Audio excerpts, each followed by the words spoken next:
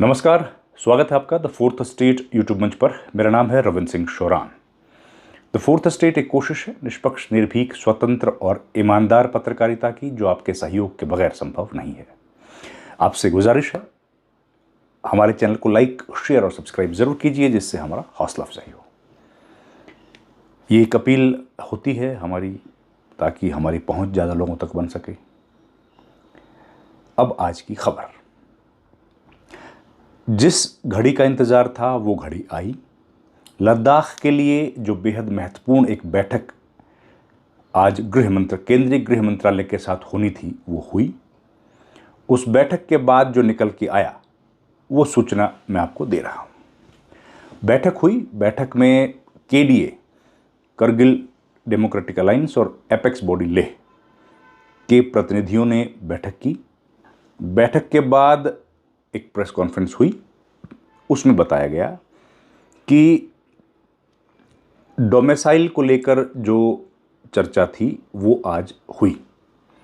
उस चर्चा में ये निकल के आया कि 2019 को एक कट ऑफ डेट माना गया है और 15 इयर्स प्रोस्पेक्टिव, मतलब 2019 से लेके अगर इसको डिकोड करने की कोशिश करें तो ये है कि 2019 से 15 बरस आगे, 2019 के पहले जो लोग हैं उन लोगों को डोमिसाइल माना जाएगा। 2019 के बाद 15 बरस तक इंतज़ार करना पड़ेगा किसी भी व्यक्ति को डोमिसाइल हासिल करने के लिए। ये एक आकलन है, इसका सही स्वरूप आना अभी बाकी है। जो नेताओं ने प्रेस कॉन्फ्रेंस की उसके लिहाज से ये बात मैं बता रहा हूँ। इसमें अगर कोई त्रुटि होगी, कोई गलती होगी तो उसको सुधार के भी मैं आपको बताऊंगा। अभी तक जो सूचना आई है, ऑफिशियल प्रेस रिलीज आना अभी बाकी है। ये जो इन्फॉर्मेशन है ये दी गई है नेताओं की तरफ से जो उस बैठक में शामिल थे। मतलब यह है कि प्रोस्पेक्टिव ये लागू होगा। 2019 को कट ऑफ डेट माना गया है, तो इसका मतलब एक अंदाज़ा ये लगाया जा रहा है कि 2019 से पहले जो लोग यहाँ रहते हैं वो यहाँ के डोमिसाइल हैं। उसके आगे 15 बरस तक इंतज़ार करना पड़ेगा किसी को भी यहाँ से डोमिसाइल हासिल करने के लिए। अब इसकी और डिटेल्स, इसके नियम, इसके कायदा कानून आने अभी बाकी हैं। अब डोमिसाइल क्या है, सबसे पहले ये जानना जरूरी है। एक होती है भारत की नागरिकता, सिटीजनशिप, जो एक होती है आप हिंदुस्तान के नागरिक हैं, किसी भी जगह पे रहें, आप कश्मीर में हों, आप केरला में हों, आप लद्दाख में हों, आप लक्षद्वीप में हों, आप भारत के नागरिक हैं। दूसरा होता है डोमिसाइल। डोमिसाइल क्या है? डोमिसाइल इस बात की तस्दीक करता है कि ये व्यक्ति इस इलाके में रहता है। आप दिल्ली में रहते हैं, आप भारत के निवासी हैं, भारत के नागरिक हैं, लेकिन आप पिछले 10 साल से 15 साल से दिल्ली में रहते हैं। आप भारत के निवासी हैं, लेकिन आप किसी काम की वजह से, नौकरी की वजह से, कारोबार की वजह से आप माइग्रेट करके चले गए लद्दाख में और आप वहाँ रहते हैं। तो डोमिसाइल कोई व्यक्ति किसी एरिया का भी हो सकता है, पर वो भारत का नागरिक बना रहेगा। नागरिकता एक है, डोमिसाइल इंसान कहीं का भी हो सकता है। तो उस डोमिसाइल का लाभ क्या होता है? जो स्टेट गवर्नमेंट्स होती हैं वो स्टेट गवर्नमेंट्स डोमिसाइल के तहत ज़रूरी लाभ प्रदान करती हैं। अगर कोई स्टेट गवर्नमेंट है, सपोज लद्दाख की गवर्नमेंट है, वो लद्दाख के लोगों के लिए कोई स्कीम लेके आई तो वो उसको देगी जो वहाँ का लद्दाख का नागरिक है। नौकरी के लिए भी हो सकता है, ज़मीन जायदाद के लिए भी हो सकता है, किसी कारोबार के लिए भी हो सकता है, कोई और स्कीम भी हो सकती है। ठीक उसी तरीके से जैसे कई हम लोग देखते हैं कि सपोज पंजाब है, तो पंजाब में ये ज़रूरी है कि नौकरी अगर आप करना चाहते हैं तो आपको पंजाबी भाषा 10वीं क्लास तक आनी ज़रूरी है। ऐसे तमिल है, तेलुगु है, वो भाषा आनी चाहिए अगर आप उन राज्यों में नौकरी, प्रदेश में सरकारी नौकरी पाना चाहते हैं। तो डोमिसाइल का ये अर्थ होता है कि आप वहाँ के रहवासी हैं। अब कई जगह दाखिले होते हैं, एडमिशन्स होते हैं। उन एडमिशन्स में डोमिसाइल का लाभ ये होता है कि लोकल लोगों के लिए एक रिजर्वेशन की जाती है कि जो लोग लोकल हैं उन लोगों को कहीं जगह 80%, कहीं 70%, कहीं अलग अलग परसेंटेज उनके लिए सीट्स फिक्स होती हैं। इतने सीट्स उन लोगों को मिलेंगी और बाकी की जो बची हुई सीटें हैं वो चली जाएंगी उन लोगों के लिए जो बाहर से कॉम्पीट करना चाहते हैं, वो आएँ और अपने सीट्स पर अपना भाग्य आजमाएं, ये होता है।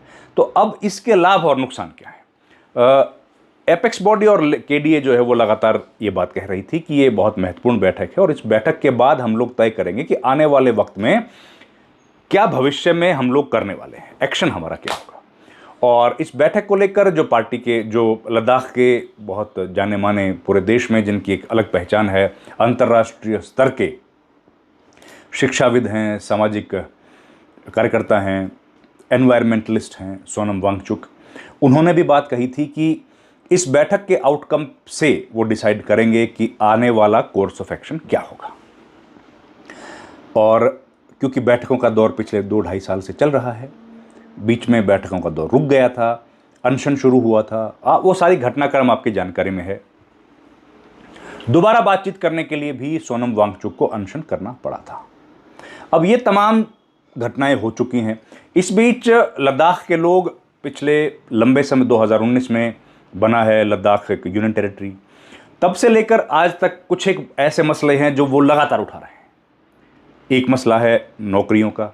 देखिए, क्योंकि कोई भी नौकरी सरकारी होती है उसमें एक उम्र की सीमा होती है। जिस बच्चे ने 20 साल की उम्र में, या आमतौर पर 17 साल का बच्चा 12वीं पास कर लेता है और 3 साल 20 साल की उम्र में जिस बच्चे ने ग्रेजुएशन किया होगा, बीए पास किया होगा, वो बच्चा आज नौकरी के लिए 5-6 साल से इंतजार कर रहा है।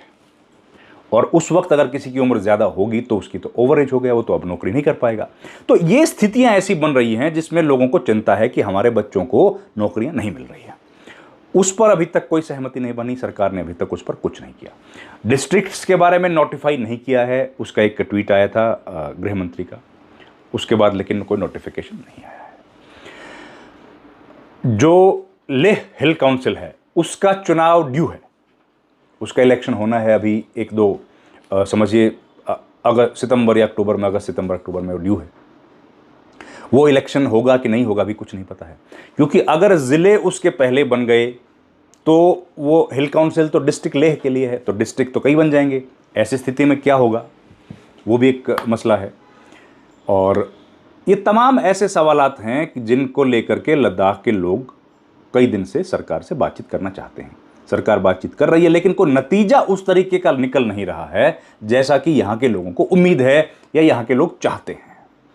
इस बीच ये घटना आज जो हुआ है, बैठक ये हुई है। अब इस बैठक में से जो निकला है उससे लद्दाख के लोग खुश हैं या नहीं हैं, इस बात का अंदाजा 1-2 दिन में लग जाएगा। अभी तक जो जानकारी आई थी वो मैंने आपके साथ साझी की। इस पर और अपडेट जब आएगा, अगर कोई और डिटेल इंफॉर्मेशन आती है वो भी मैं आपके साथ साझी करूंगा। पर फिलहाल जो खबर आई है वो ये है, और ये एक मैंने आपके साथ साझी की। इस वीडियो में इतना ही। आपसे गुजारिश है हमारे चैनल को लाइक, शेयर और सब्सक्राइब जरूर कीजिए। आपका बहुत बहुत धन्यवाद।